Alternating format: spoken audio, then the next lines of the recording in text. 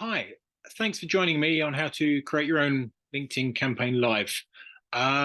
We had the call this morning, and I only realized after we finished the call that I hadn't actually recorded the whole video.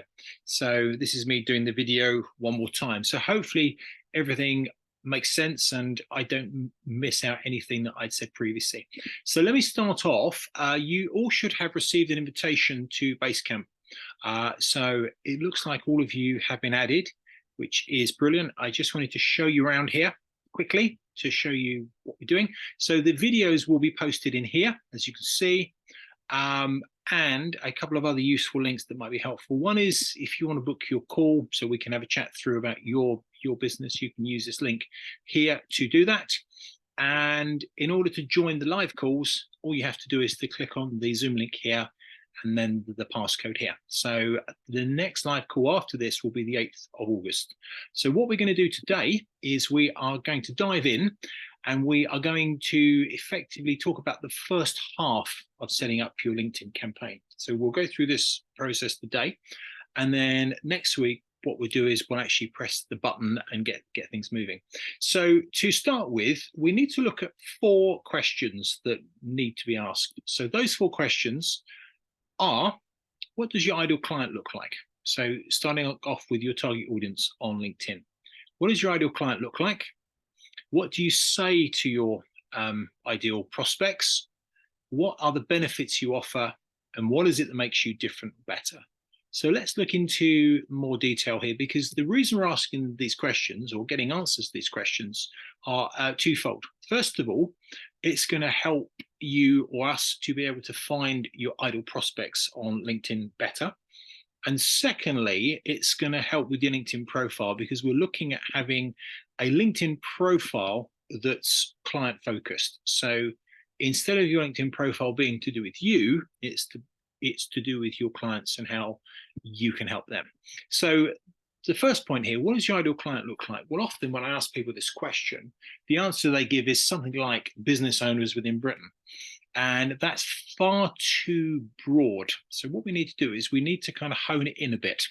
So kind of think of, for example, what kind of job titles do your ideal prospects have? What kind of industries do they work in? Or what kinds of companies do they work in? How many staff typically do they have working in those companies? So I know, for instance, for my own business, a company of up to 50 staff is my kind of target area. Companies beyond that, it becomes difficult for me to get to speak to the right person. And obviously, the larger the company gets, the more difficult that is as well. For instance, are there any particular qualifications these people have to have? So, for instance, if you're looking for, in my old days, I was a mortgage broker. So, for instance, if I'm targeting mortgage brokers, I know certain qualifications, CMAP or CERER. There's various letters after people's names, so you can target people having those qualifications in their profile. And there's lots more options that we can go through as we start to create the searches to find people. It's just getting you to think about as much detail as you can about who your ideal client is. Okay, so the second question is, what do you say to your prospects? Well, the answer to this question depends upon one main factor, which is, what is it you want your prospects to do? Do you want them to buy something from you via a link? Do you want to have a meeting or a call with them?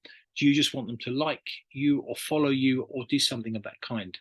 Most of the time, and I think for these purposes, most of us will be wanting to get prospects to a point where they want to have a chat with us, be it a personal chat, a meeting, or a video call, to actually talk about how our products or services could help them. So what we have to do is we have to kind of work back. If that's the end goal, we have to figure out what level of engagement we need to get to that point.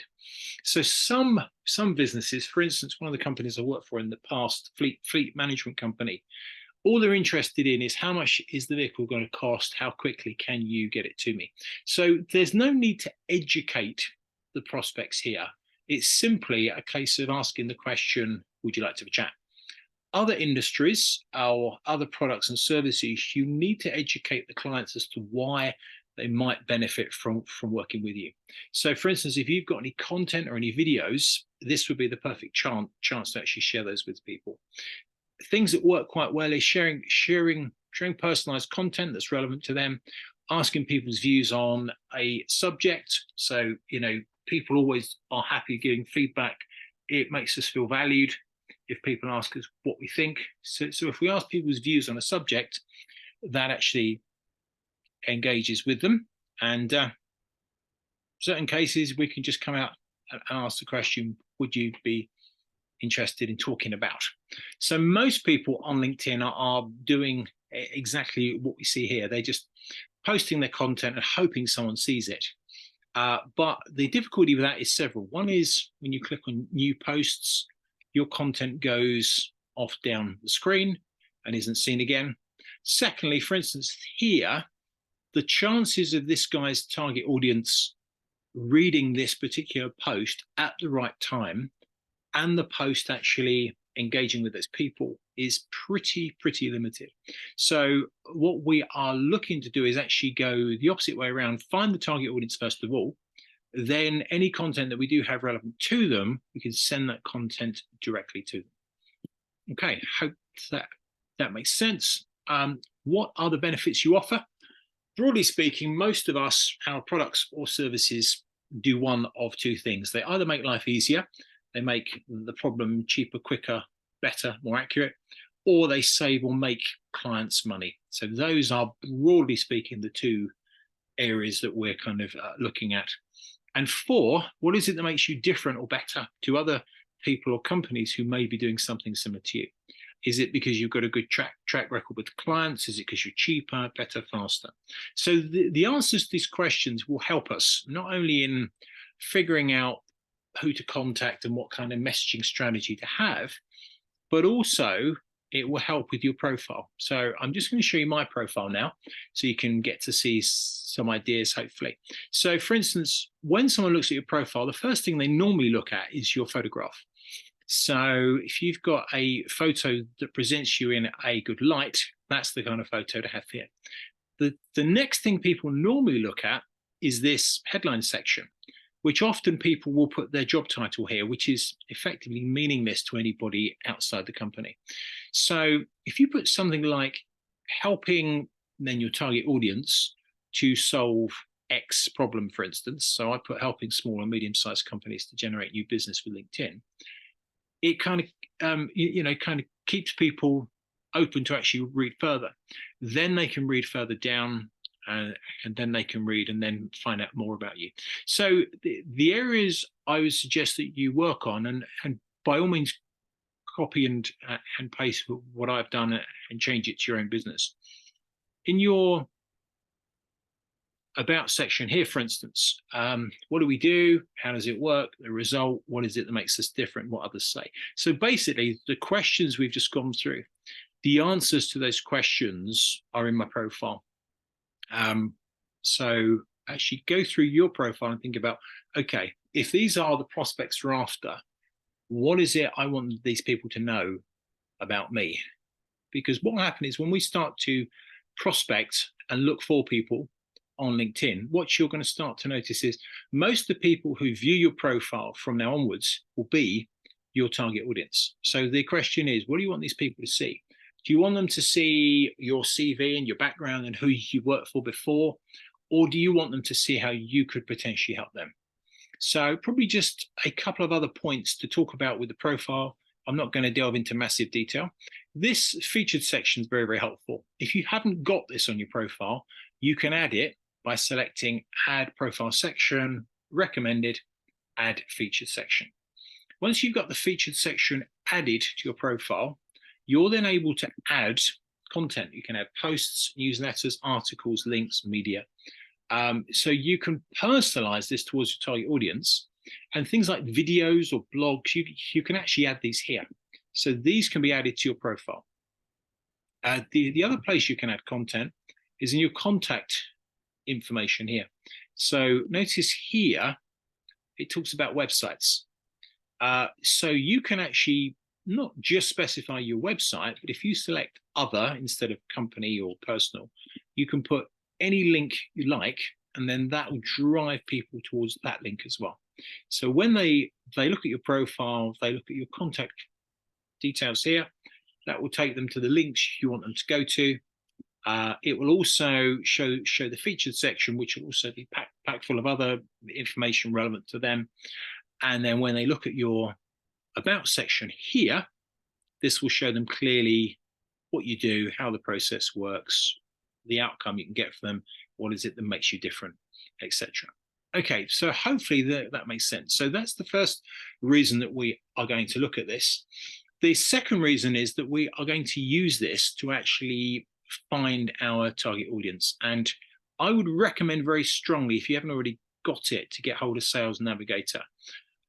You can find people using the free version of LinkedIn, but it's very, very cumbersome. I'll just give you an example. So for instance, if I'm looking for a founder of a company, I can type in the word founder, and it will give me a list of people who are founders. So for instance, it will say people here who have the word founder in their profile somewhere. And the first few records are all good, but as you move further down the list, you find that they're not actually a founder in their current job, but they used to be a founder in their previous role. And you can only filter them by where their first, second, or third level connection. You can broadly filter them by where they're based, but that's pretty much it. And you can't save searches either. So it's value-wise is very, very poor.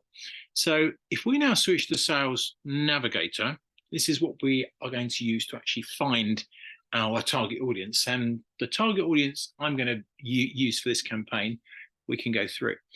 So you will notice on your Sales Nav here, there's two main buttons. One is lead filters. This is when you're looking for people who fulfill a certain criteria, and account filters. So this is where you're looking for companies. So companies of a certain size, companies in a certain location or a certain industry. So for now, we're interested more in people than we are companies. So if we click on lead filters, it gives you various ways that you can access data on LinkedIn users. So basically to build your prospect list. So these are the most common ways to use it. And this is what I'm going to use for my business. So I'm going to start off with geography in terms of where these people are based. So what you can do is you can say, right, I want everybody in Britain, which is excellent. You just type it in, include Britain here, UK. Or I can say, right, I want everybody within a certain town or a city. So if I say Brighton, for instance, I can include people there, okay? Or you can select a postcode radius, which is much more accurate. So if you think about where you actually live and just go for a postcode radius from the area. So if I do RH150GG, which is my postcode, and I'm just going to do a 10-mile postcode radius. So this is going to bring me everybody on LinkedIn within a 10-mile radius of where I am. So why is that important? Well, it's important because even though we live in this virtual world now, people will still engage with you more if they're physically located closer to where you are. So for instance, if I'm less than 10 miles away from these people, the engagement rate with these people will be significantly higher, even though we might not actually physically meet up. So it's always worth starting with where you're based at home or your office is, and then giving yourself a postcode radius and working outwards. Okay, so I'm going to start with a 10-mile radius. Next thing to look at is company size. So I've found that for me personally, the best company size for me is 11 to 50 staff. So I'm going to start there. I find companies bigger than 50 quite hard to get through. And people who may be self-employed or companies of 1 to 10 perhaps don't always have the budget to do much in terms of marketing on a longer term basis. So, okay, so I'm going to start off with 11 to 50. And the next thing I'm going to do, I'm going to look at job titles. So if you notice here, it gives you current job title or past job title. The free version here will only say they have the word founder in their profile. It doesn't actually differentiate between the two. So we want people with a current job title. So if I type in the word founder, notice what happens. It actually brings up all of the options with the word founder in there. So I can either individually select all these, or if you put double quotes around the word founder, press enter, it will then bring up everybody who fits those criteria. So notice here we've got a co-founder, we've got a founder. So that's now covered all those bases. So I'm going to go with founder. I'm also going to go with the word owner, because often company owners are good to go for. And I'm also going to go with the word managing director, because instead of word director, where there's IT directors and HR directors, all those kind of people, if someone has the phrase managing director, and this will pick up, both words have to be there in that order in order for it to be picked up. So this means I don't get managing partners or IT directors. It means I only get managing directors. Okay, so I'm going to leave it there in terms of the kind of people that I contact. The only other thing that I am going to do, I'm going to exclude anybody that I've had previous contact with. I'm going to show you next time how to actually save people to lead lists and how to track people. But for now, I've just taken out everybody who isn't part of my network or people that I've had contact with before. And the other thing that we're going to do here, first level connections are the people who are already a part of your network. So we can contact those people, but we are going to start with cold people, as in people that we've had no contact with before. So second level are people where there's somebody mutual. So for instance, there's mutual connections. Third level are where there's somebody mutual here. So basically, you're slightly closer to people if they're second level as opposed to third level. So I'm going to create a search, and I'm going to basically find everybody who's second level, which gives me 784 people. So if I now click save, I can then save that search. So I'm going to put founder RH15 plus 10 miles, second level. So this will find me everybody who's a second level connection. And then what I'm going to do here, I'm just going to adapt the search slightly to save a separate group of people, but to save it as a separate search. So all I'm going to do here is include third degree connections and exclude second degree connections. It just means we can go through the second degree list first, and then we can move on to this list afterwards. So this gives me another 1,000 people. So this time I'm just going to save it, and I'm going to name it slightly different. I'm going to put RH15 plus 10 miles. Oops. Third level. Okay. So we've now got that saved. So if I come into saved searches here, it will show the people that we have contacted. Sorry, I'm just going to change the name of that just so it does make sense to the other one. So sorry, so now we've got a search RH15 plus 10 miles, second level, RH15 plus 10 miles, third level. So we have 784 people in this search, and we have probably just over 1,000 people in this search. So all these people are effectively pre-targeted before we start. So before we make any contact with these people, we know that they fit the criteria, that they work for the right size company, they're in the right area, and they have one of 3 job titles. Okay, so that's basically ready to go now. So that's the search we would need set up. I'm just going to double check that we've covered everything I was going to cover for this particular session. If you bear with me for a sec. And I think that's pretty much it. Okay, so in the first video, we're going to ask these 4 questions, which we've done. There's the direct link if you want to look at those questions again. How to decide who your target audience is. That's what we've been doing here. How to ensure your profile is client-focused, engaging to prospective clients. So I just recap that very quickly. So that's basically making sure that this area here is all about the benefits you offer to your prospects instead of you as a person. Adding a featured section here so you can personalize the content to fit that target audience. And then here, just making sure that this like summary section is effectively talking about how you can help those people.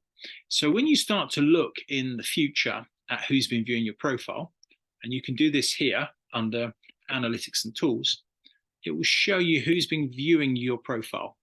And I can see broadly, David's here, broadly the people who've been viewing my profile are people I've been making contact with. So all these people, most of these people are prospects, if you like. So what I want them to see isn't that I've worked for this company for 5 years or got this qualification. I want them to see I can help them solve a certain problem. Okay, so that's everything so far. I'm going to post this video now, and hopefully this time this video will post properly. We're going to do the next live session on the 8th of August, at which point we'll be going through effectively what to say to these prospects. So we'll be coming up with some messaging ideas and how we actually contact them in terms of, do we send them a personalized invitation, in mail, message through a group. Okay, hope you found that helpful. If you have any questions or you want to get into contact with me, you can send me an email, or if you've got a generalized question, this campfire area is basically a chat area. So hopefully we can solve it there. Okay, thanks for watching.